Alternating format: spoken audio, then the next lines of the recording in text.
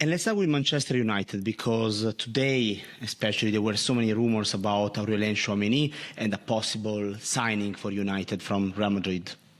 Yeah, rumors returning about Aurélien Tchouaméni, and it's coming from Spain this time. Why so many mentions from Spain about Aurélien Tchouaméni? Because, as I always said since mid-June here on the channel, for Real Madrid, the only way to eventually consider signing a new midfielder, despite all the stories on Enzo Fernandez then denied by the club, and also more midfielders, the only way is to sell some player. And it's not enough to sell Nico Paz to Como, it's not enough to sell Dani Ceballos. Ceballos is leaving on a free transfer. So it's not enough to make space only with these two players. Real Madrid would need more in order to add one more midfielder to the squad of Jose Mourinho. And that's why we have so many questions again and so many reports again on Aurélien Tchouaméni. What I always said, and I maintain also today, is that internally at Manchester United, Tchouaméni has always been seen as the perfect signing for midfield. Top player, elite mentality, world class, so they consider Tchouaméni as the perfect replacement for Casemiro. Then, the point here is on two topics. The first one is the salary. Tchouaméni is on a very big salary at Real Madrid, and at the moment the understanding is that Manchester United made already clear to those close to Tchouaméni in the contacts they had over the recent months that the only way for Tchouaméni to go eventually to Man United is on a different salary. And so that's the first issue. The second issue is Real Madrid. At the moment, Man United are yet to receive any green light from Real Madrid to go and negotiate for Tchouaméni.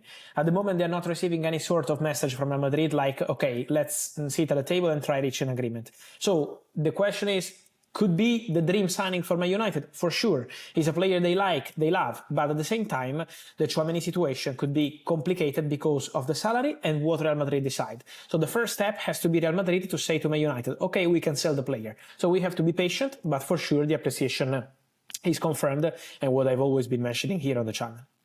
Talking about Manchester United, how concrete will be a possible signing of André Santos?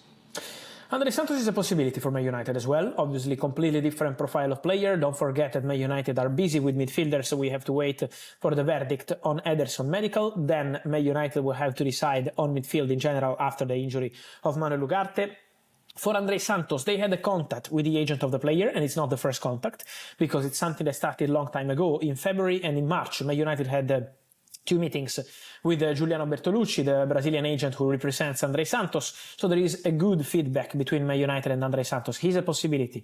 He's a name that also Christopher Vivel, who was at Chelsea and then joined Manchester United management, knows very well. So for sure he's one of the names on the list.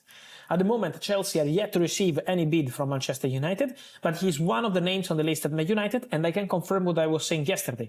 Chelsea are prepared to let André Santos leave in case of good proposal. They're not desperate to sell André Santos, so if the player ends up staying, Chelsea are happy because he's a talent, he can develop. But in case of big proposal, I mean, it's not 20 or 30 million pounds, has to be way more than this, eventually Chelsea could consider his exit. So André Santos could be for sure one to watch in the next weeks. And what about Carlos Baleba? Can he still be an option for the club? Carlos Baleba will love that, in the sense that Baleba already 1 year ago agreed personal terms with Man United. He was ready to go to Man United 1 year ago without European football.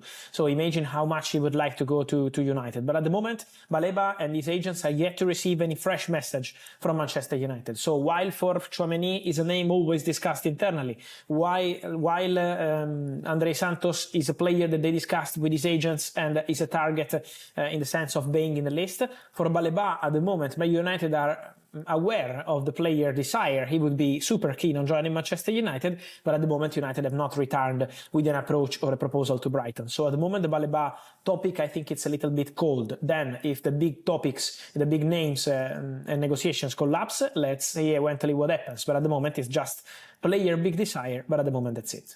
I think the Santos deal is absolutely embarrassing. I think it's embarrassing for a football club like Man United to be considering Somerville and Santos. SAS, they are not.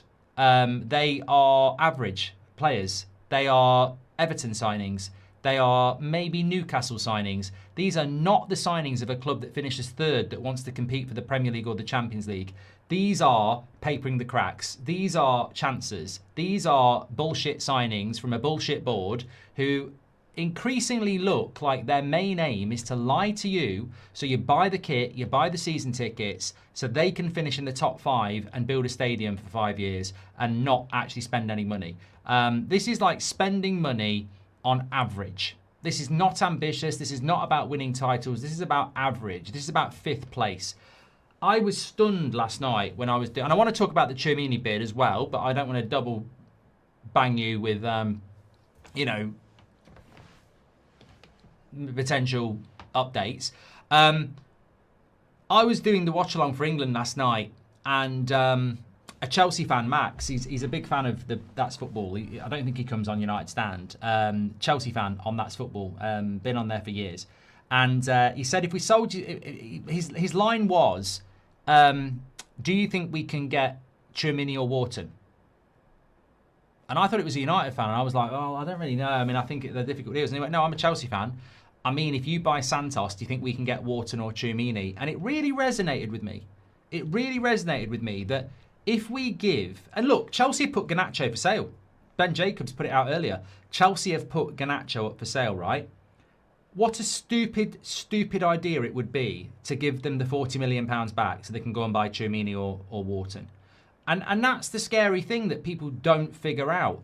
By giving Chelsea 40 million or 50 million for Santos, we're literally allowing them to buy a midfielder we should buy. Like, we're taking what they don't want to buy something we should be going for. We're strengthening a rival that isn't in Europe and finished below us. We're actually giving people a hand up now. I mean, it's incredibly, incredibly embarrassing, and it's incredibly naive. But also, what was really interesting about the stream last night is because on That's Football, you get a lot of people who are Arsenal fans, Liverpool fans, Chelsea fans, United fans.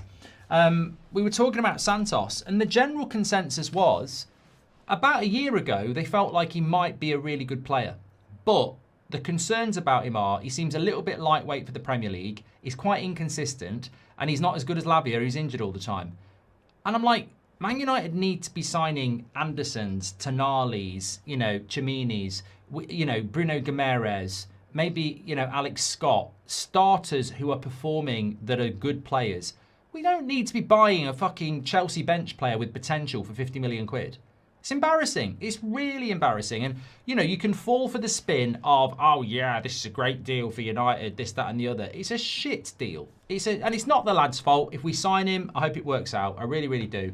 But that you know, last night when Kwanzaa got sent off, in the heat of the moment, and I will talk about it on That's Football, I said, what a fucking idiot.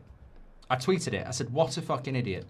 And I had people saying me, oh, great way to cause a pile-on. Oh, great one to start all the hate. And I'm, hold on a minute, right? Football is about opinion. If people had started abusing Kwanzaa, or they do abuse Kwanzaa, I'll be right at the front of the queue saying, what you're doing. But that tackle was absolutely stupid and could have cost England the World Cup, right? Signing Santos, for me, is absolutely stupid. It shows no ambition and he's not good enough. It's nothing personal against him. I mean, it's not the André Santos charity, is it? It's not that, like, we can't be... You know, these players are going to define our mood. This board are going to define our mood. Christmas, New Year, birthdays, summer holidays, they define our mood because we love football. I'm not sorry about having an opinion on something. It's not an unfair opinion. I do not think he is a good enough signing for Man United when you've already bought Ederson. I do not think that this is a good summer transfer window for Man United to be in the first week of July, you know, thinking about bids for Somerville and Santos. I mean, it makes me feel like we're Everton. Somerville and Santos. I remember 4 months ago, it was going to be Diamonde, Tonali, Anderson. And now it's Somerville and Santos. And I'm sorry, that's not good enough.